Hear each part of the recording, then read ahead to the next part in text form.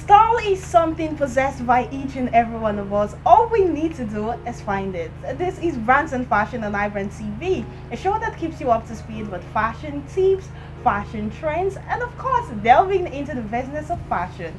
I am Mishael Abanum. Now let's talk fashion. On the fashion table today, we have the Trends Table, where we'll bring you up to speed with the latest trends in the fashion world.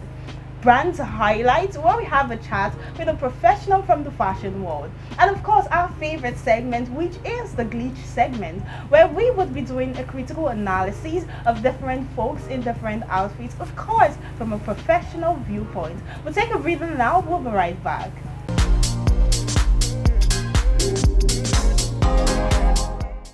On Brands and Fashion today, like I mentioned earlier, we have loads of interesting segments, so keep your eyes glued to the show because you won't want to miss any. Gracing the show today, we have Mokorede Jeariogbe, the creative director of Koeraay LaBELLE Nigeria, a women's wear brand based in Lagos. Hi, Mokorede. Hi. It's amazing having you on the show. Thank you. This piece, was it made by you? Yes. Wow, it looks really good. Thank you very much. So just relax, calm down, because we have so many segments to keep you entertained. Speaking of segments, trendy is the last stage before tacky, they say. Which brings us to our next segment, which is the Trends Table. We would be looking at loud logos. We'll be right back.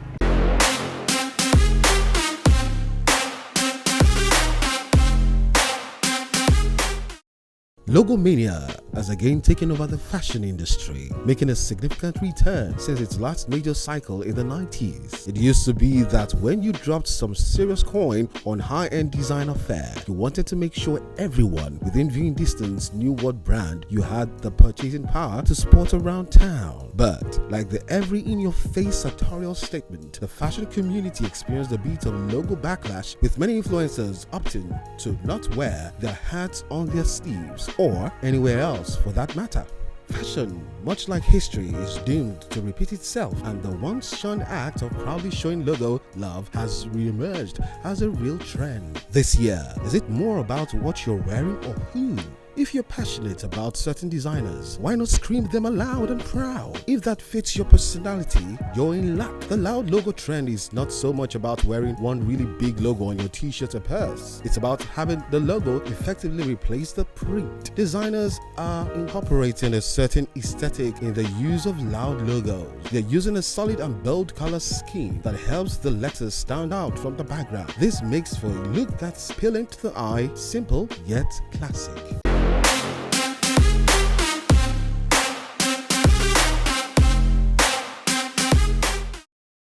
So that's about it on the Trends Table. We have loud logos. Personally, it's a no-no for me. I love modesty. My fashion style is modesty. So when I see those Adidas, everything on your body, I don't like it. What do you think about that trend? Well, I think it's different folks, different strokes you get. So for some people, they like to show off what they wear. They spend a lot of money in getting those items, so please, they want it written all over. Yeah. But for other people, a person like myself, simplicity is it. Exactly, right? Yes, please. I can. Like it doesn't. The price doesn't matter, and I don't want logos anywhere. Moving on to our next segment, which is the celebrity style inspiration. We would be looking at meddling boss.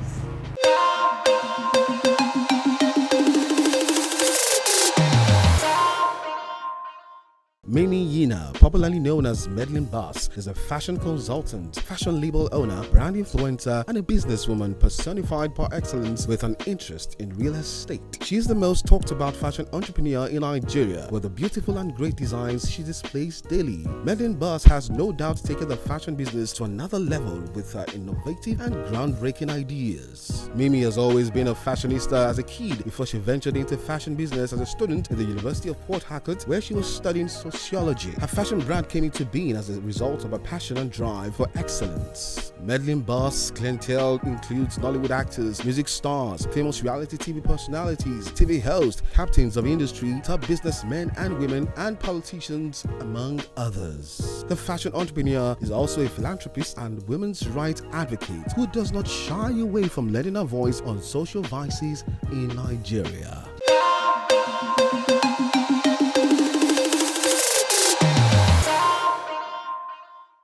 Meddling Boss is really doing so well for herself. I mean, from real estate to what do you think about her style?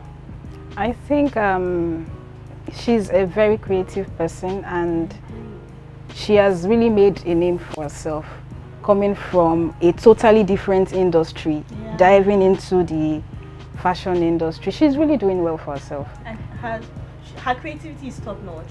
Every piece, she's not loud, she's not all out there, but, no, but her fashion speaks. Yes, every piece she makes, makes a statement, no matter how simple it might look. So would you like to rock her outfit? Definitely.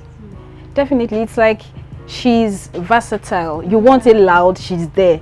You want it simple. So she's someone that can work with so many different people, and I think it's one of the unique things about her. She can work with different personalities. And she has a very good personality as well. I mean, from some of the clips I've seen when she's trying to, dress her clients, she's always so happy playing with them. And I think attitude has a long way to go It does. She's really doing well. She's doing well for herself. We're proud of you, Meddling Boss.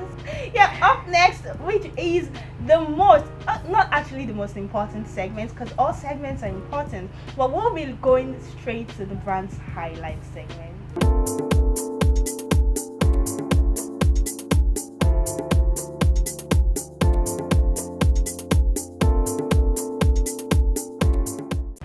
According to Statista, the e-commerce fashion industry's compound annual growth rate is tipped to reach 14.2% between 2017 and 2025, with the industry hitting $672.71 billion valuation. By 2023, the online fashion industry is growing and people are getting influenced by various factors. The fashion industry is no stranger to innovation. Welcome to the Brand's Highlights segment. We still have our beautiful Mokorede right here. Thank you for having me. Now, you have been in the industry for over 5 years. Would you say that online fashion is taking over? It actually is. The online space has affected fashion in so many ways, so many positive ways. It has changed fashion in the sense that people can sit in the comfort of their houses and order items online. One can easily create awareness for your brands. You can, and it even comes cheaper. Before, people were only able to run adverts on TV, radio stations, magazines, the newspapers, but now you have Facebook, you have Instagram that you can easily do by yourself, and even at a cheaper rate, depending on your budget. So the internet, mean it has a positive effect more than positive effect. So how has it affected your business now?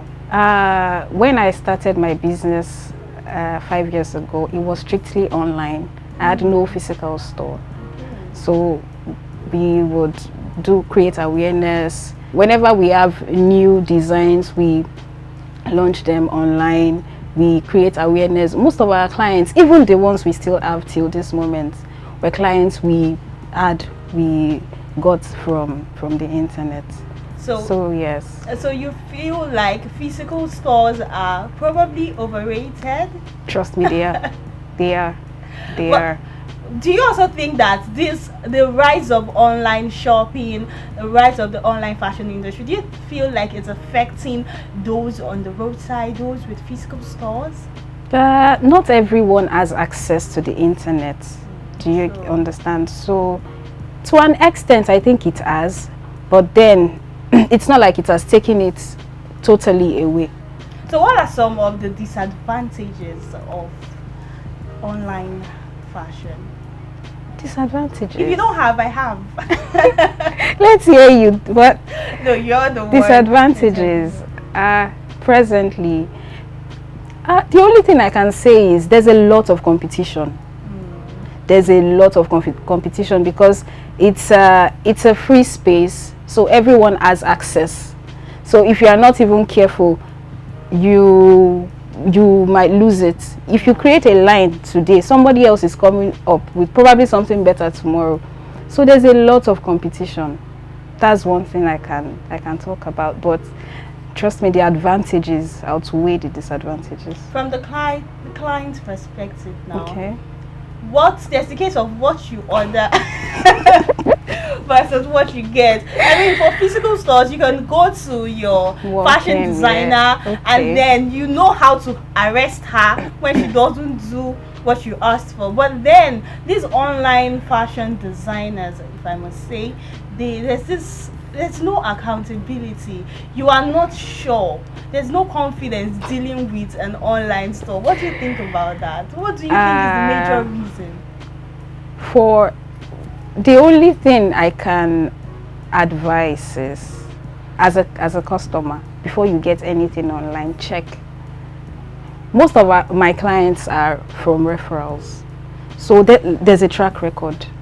Whenever you're coming to Koeraay LaBELLE, you know what you're going to get. We don't have a case of what I order versus what I got.